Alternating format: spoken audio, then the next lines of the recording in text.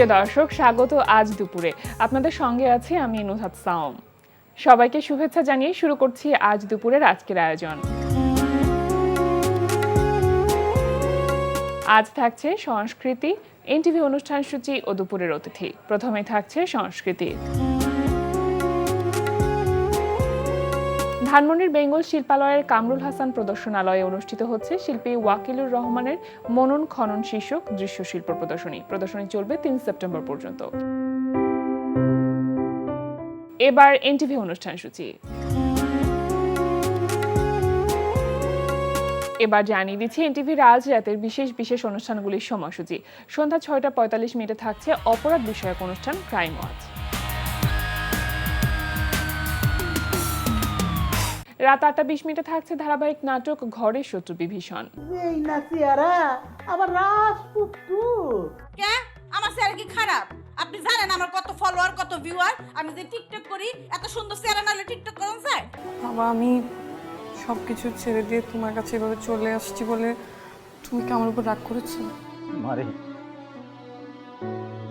কৃষ্ণান আমার কি আছে বল? আমি মরার আগে যদি দেখে যেতে পারতাম তুই সুখী আছিস, শান্তিতে আছিস, তাহলে মরেও শান্তি পেতাম। এর মধ্যে অনেক টাকা ছিল, টাকা গেল কোথায়? আরে মানি ব্যাগ পাইছেন, এই জন্য শুক্রিয়া আদায় করেন। সে চোর হইলেও মানবিক, মানি ব্যাগটা তো নাই, লেদারের মানি ব্যাগ অনেক দাম। রাত ৯টায় থাকছে অনুষ্ঠান স্যান্ডেলিনা গ্ল্যামার ওয়ার্ল্ড।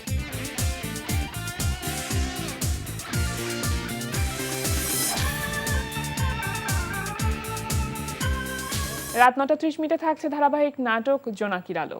মারছে কি ওরে? কে আবার? মিন্টু পোলাপান দিয়ে মারাইছে। হায় হায় আল্লাহ, মিন্টু ভাই পোলাপান ডাইকে এরকম মার দেওয়াই পারলো? এত সাহস হয়ে গেছে হ্যাঁ? আরে ওখানে জিম নিয়েছিল না, ওখানে মায়ের কুতা খাইয়া ওর নাকি সাহস ৩ গুণ বেড়ে গেছে। পলায়ার পর থেকে আরো সাহস বেড়ে গেছে। একদম ওরে কোয়া মাত্রই অ্যাকশনে নেমে পড়ছে। তুমি হাসতেছো না? টুলু এসে আমার ধমকি দিয়ে গেছে, বলছে তোমার জামাই আমার মায়ের খাওয়াইছে, তুমি দুইটা আমি বসতে ছাড়া করো। আরও কইছে আমরা বলে বিয়ে করবো। এই যে দৃশ্যটা, ওর আমার প্রকৃতির ডাক পড়েছে, তখন দৌড়ে বাড়ি যেতেই হবে। আমি করবো নাকি? আমি কাউকে কিছু না বলে ওকে দৌড়ে বাড়ি চলে আসলাম। তুমি এই বৃদ্ধ মানুষটাকে মাফ করে দেবো, আমি ভুল করে দিয়েছি। রাত ১১টা ৩০ মিনিটে সরাসরি সম্প্রচার হবে টক শো এই সময়।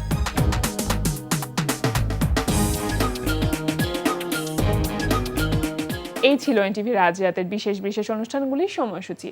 এবার দুপুরের অতিথি। প্রিয় দর্শক, আমাদের আজ দুপুরের অতিথি জনপ্রিয় সঙ্গীত শিল্পী পথিক নবী। শুভ দুপুর, কেমন আছেন? জি ভালো, আলহামদুলিল্লাহ। আপনাকে পেয়ে খুবই ভালো লাগছে। গল্প হবে এবং একই সাথে গানও শুনবো আমরা। আচ্ছা, কেমন যাচ্ছে জীবন, গান সবকিছু মিলিয়ে? এখন তো একটু ব্যস্ত আছেন মনে হয় গান নিয়ে। নাই তো, এই যে এইসবের মধ্যে গান চলছিল, রেকর্ডিং চলছিল, কাজ করেছি কয়েকটি, এর মধ্যে আমাদের কাজ বন্ধ, আশা করছি আবার শুরু হয়ে যাবে। আচ্ছা, বেশ একটা লম্বা সময় তো গানের সাথে পথ চলাটা একটা বিরতি ছিল। বেশ লম্বা সময়, কি প্রায় 14-15 বছর গান প্রকাশ করা থেকে বিরত ছিলাম। হ্যাঁ, কিন্তু গান গাওয়া থেকে তো না, গান গাওয়া বন্ধ করলে খাবো কিভাবে? গান করে তো খাই আমি, আমি তো আর কিছু করতে পারি না, শুধু গান। তখন তো অনেক স্টেজ শো করা হয়েছে, কিন্তু গান প্রকাশ থেকে বিরত ছিলেন। গান প্রকাশ থেকে বিরত ছিলাম আসলে, ওই অডিও ইন্ডাস্ট্রিটা এখন একটু অন্যরকম হয়ে গেছে না, ভার্চুয়াল হয়ে গেছে, তৈরি হওয়ারও ব্যাপার ছিল আর বুঝে ওঠারও ব্যাপার ছিল। তো রিসেন্ট শুরু করেছি কাজ, এই প্রায় 1 বছর যাবত কিছু কাজ করেছি, কিছু গান মানে মানুষের জন্য এসছেও, তো আশা করছি সামনে ভালো কিছু কাজ করব। আচ্ছা, এই যে 14-15 বছরে আপনি যেটা বলছিলেন যেটা বুঝে ওঠার ব্যাপার ছিল, সেটা কি বুঝে ওঠার ব্যাপার? নিজেকে কিভাবে সেটা? নিজের বিষয়গুলো, মানে আমি গান তো সবসময় নিজের মতোই করি, আমি নিজে লিখি, সুর করি, আবার যে সব অন্যদের গান আমার ভালো লাগে সেগুলো করি। কিন্তু তারপরেও আমার মনে হলো যে আমি আসলে কি চাই, কীভাবে আমি গানের কথাগুলো আমার, সেই তখন একভাবে লিখেছি বয়সের সঙ্গে, তার বয়সের সময়ের ব্যবধানে এবং বয়সের একটা ব্যাপ্তি ঘটেছে। এখন দেখার ব্যাপারগুলো কীরকম, আমি যেটাকে প্রয়োজন মনে করছি গানের কথাই, সময় সেটাকে প্রয়োজন নাও মনে করতে পারে, জেনারেশন সেটাকে প্রয়োজন নাও মনে করতে পারে। জেনারেশন কী নিচ্ছে যে আবার জেনারেশন যা নিচ্ছে তা কতটা পুষ্টি সম্পন্ন সেটাও আমার দেখার বিষয় ছিল। কারণ যেগুলো এখন প্রচলিত যে ট্রেন্ডগুলো চলছে সেগুলো আমাকে স্পর্শ যদি না করে আমি তো আর ওই ট্রেন্ড ফলো করতে পারবো না। না, আর বেসিক্যালি আমি কখনোই ট্রেন্ড ফলো করি না, আমি আমার নিজস্বতা নিয়ে থাকি।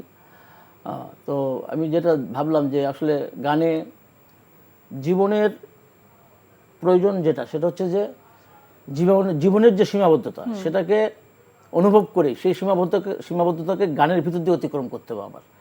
যেহেতু আমি গান করি, গানই আমার সাবজেক্ট, গানের ভিতরে আমাকে অতিক্রম করতে হবে আমার চিন্তা ভাবনাগুলোকে। আচ্ছা, সেই চিন্তা ভাবনাগুলোকে অতিক্রম করে নিজের মানে এক ভিতরে একটি গান এক একটা দর্শনের মতন, এবং প্রতিটি গানের মধ্যে নিজের যে দার্শনিক চিন্তা বা জীবনকে নিয়ে যে দর্শন সেটা যেন প্রকাশ থাকে। অবশ্যই সেটা তো থাকবেই, সেটা তো রাখতেই হবে, সেটা তো অবশ্যই কম্পালসারি বিষয়টা।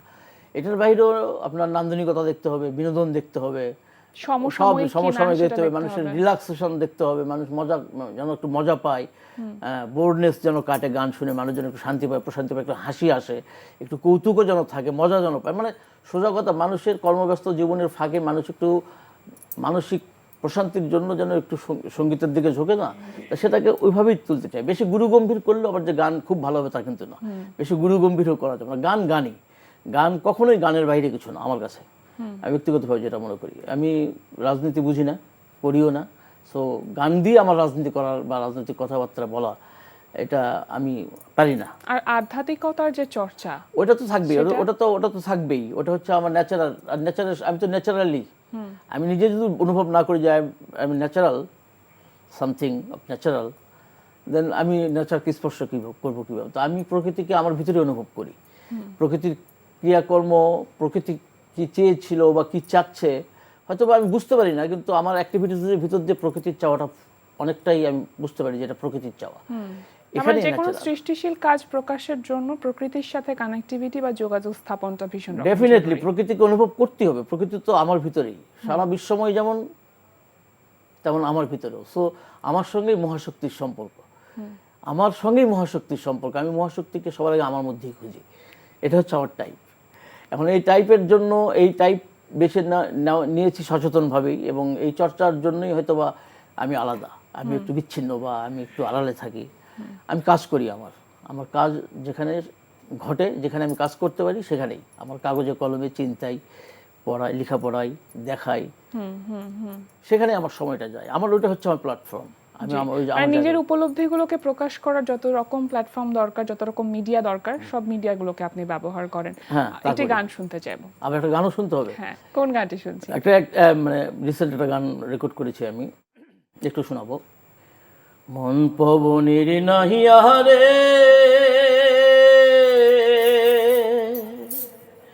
কোনখানে তুমি যাইবার চাও,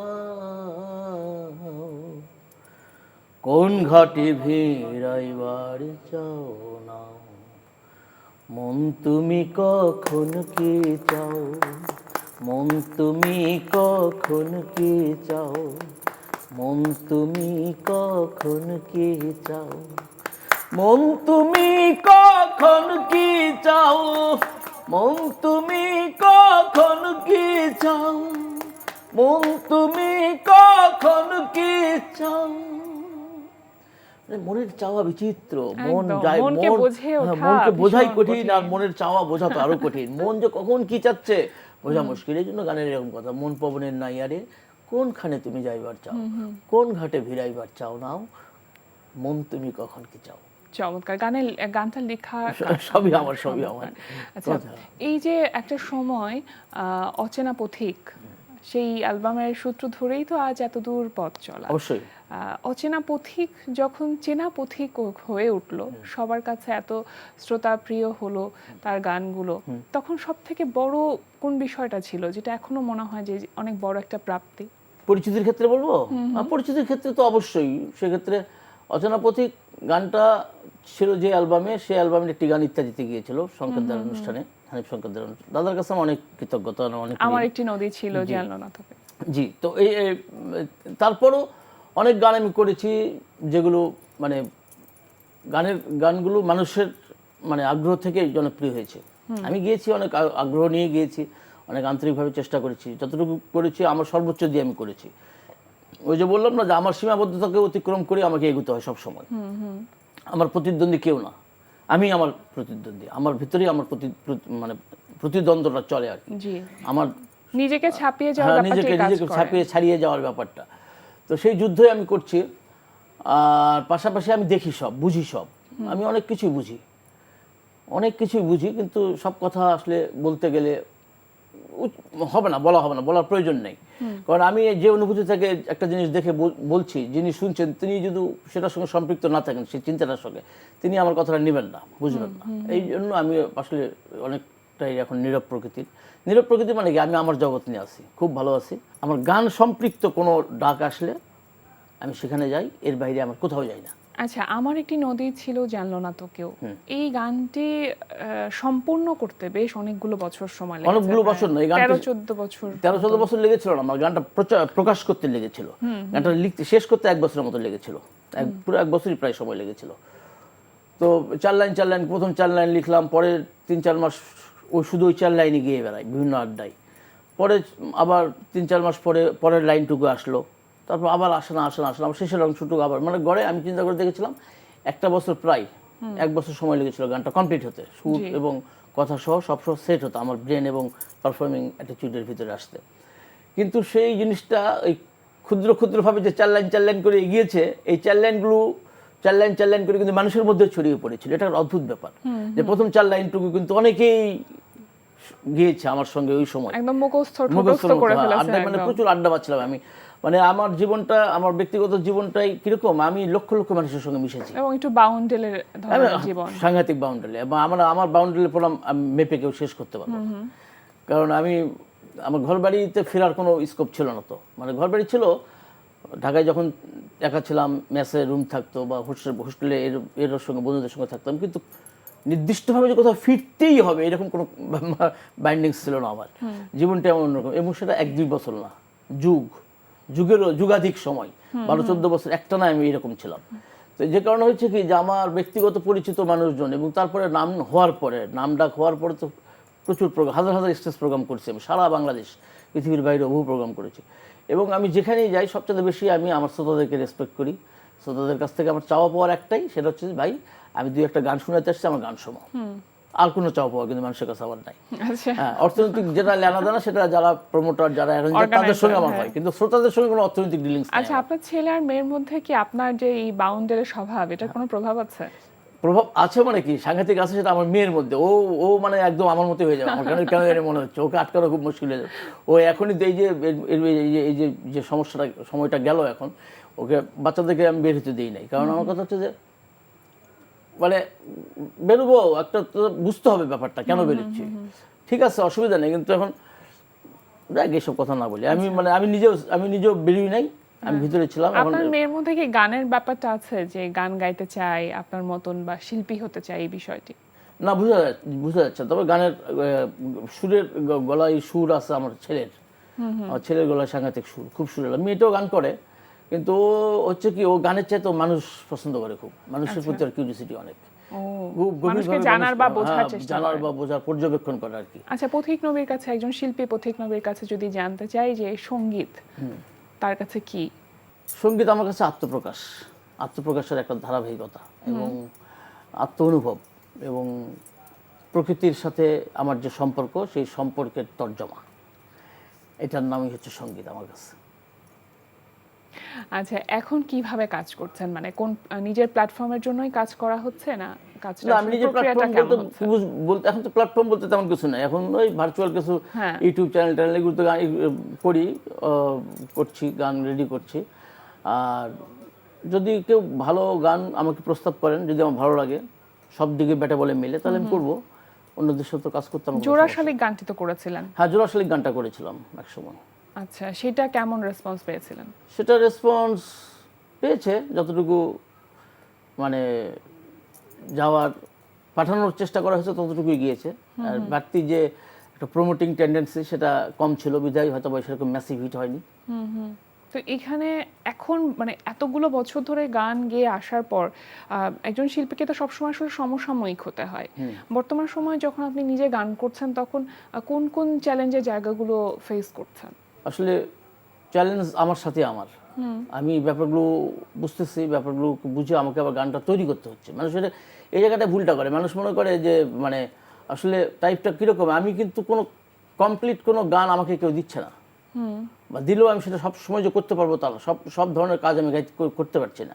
আমার নিজস্বতা আছে, নিজের একটা টাইপ আছে, নিজের একটা রুচিবোধ আছে। নিজের রুচিবোধ তো অবশ্যই আছে, একটা টাইপ আছে, ধরন আছে আমার ধরনের সঙ্গে না মিললে সেই জিনিসটাকে আমি মানে মন থেকে এফোর্ট দিয়ে আমি ওটাকে ডেলিভারি মানে এটা ওন করার ব্যাপার হ্যাঁ, থাকে। অন করার ব্যাপারটা নিজস্বভাবে অনুভব হলে সেটাই আমি ভালোভাবে করতে পারি।